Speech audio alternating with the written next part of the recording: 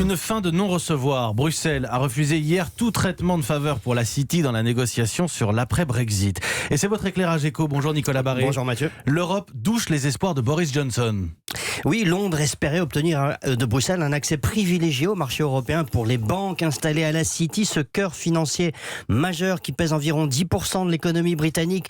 Le gouvernement de Boris Johnson voulait un traitement de faveur pour ses services financiers. Eh bien, c'est non, lui a répondu hier Michel Barnier, en charge de la négociation pour les Européens. Et de son côté, la présidente de la Commission, Ursula von der Leyen, a insisté devant les députés européens.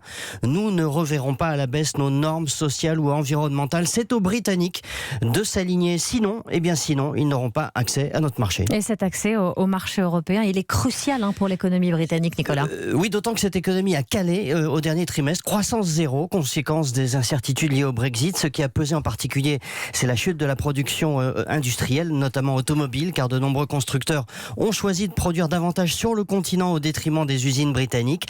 La Banque d'Angleterre a estimé hier que la croissance ne dépasserait pas 1,1% au cours des 3 prochaines années.